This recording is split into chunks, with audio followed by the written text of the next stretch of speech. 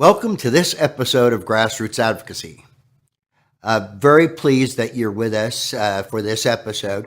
In our last episode, we talked about advocacy at the federal level, and we talked about the fact that advocacy could circle around the funding for Medicare and Medicaid. We also talked about the fact that it could move around legislation that's done by the House and the Senate. We also talked about the fact that it could be built around policy, which typically comes from the cabinet level of government.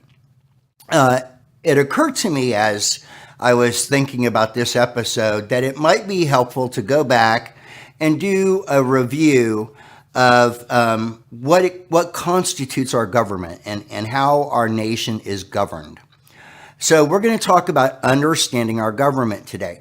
Now, before I get into the next slide, what I'd like to do is ask you to think about this. Our founding fathers were grassroots advocates, just like you and I. They were simple, regular folks. There were scholars, there were farmers, there were scientists, there were all kinds of different people that made up the body that is referred to as our founding fathers.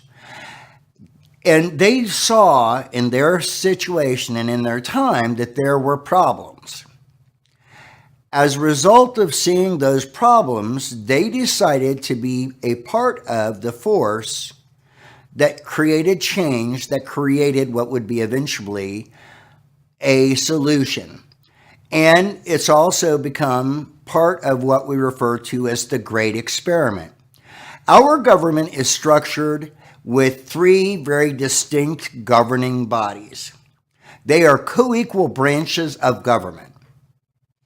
That's the executive, that is the legislative, and that's the judiciary. The executive branch, who is headed by the President of the United States, has the responsibility of enforcing our nation's laws.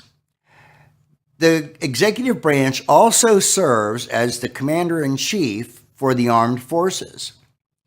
Finally, the executive branch has, as its head, of course, the president. It also includes the vice president and the cabinet secretaries. And the way I kind of think about the executive branches, they are responsible for helping to keep the government moving forward and conducting day-to-day business.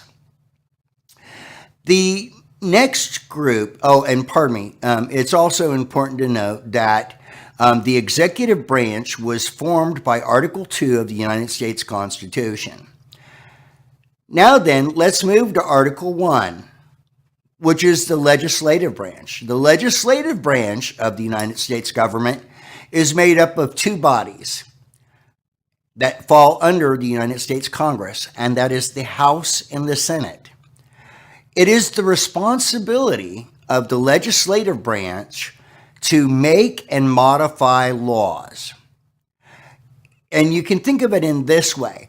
When the Constitution was initially created, we had a pretty darn good document. I think most people would agree. Now, over time, we have also come to realize that the Constitution was not at that time perfect. And as a consequence, we have made a number of constitutional amendments. And that's a function of the United States Congress, the House and the Senate. The House and Senate Congress also has the responsibility for providing oversight to the executive branch, for making sure that the things that the executive branch are doing are constitutionally appropriate as the laws.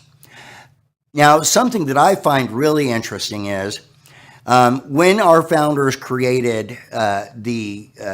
wrote the Constitution and created our form of government, they actually addressed the Congress, or the House and Senate, first in Article 1, and then they moved on to the executive in Article 2.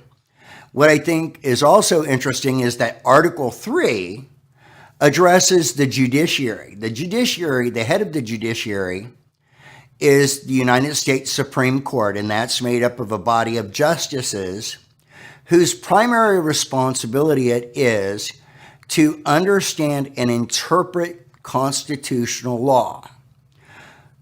The Supreme Court also looks at individual cases in light of constitutional law and established precedents. Finally, they have a responsibility for looking at what the executive branch and what the oh my goodness gracious, sorry, I'm having a senior moment. And they look at the executive branch and the legislative branch and how they're doing business, and then they look at that in the light of are these things constitutional and are they in keeping with the good order and discipline of our country? So those are the three major forms of government. Now, in our coming episodes, we're going to get into a bit more detail. For example, when we think about the executive branch, and we acknowledge that the executive branch is supported by the cabinet secretaries, a cabinet secretary that has a significant amount of impact on the post-acute long-term care and healthcare environment is the Secretary of the Department of Health and Human Services. So we're going to get into some more detail when we look at the executive branch in our next session.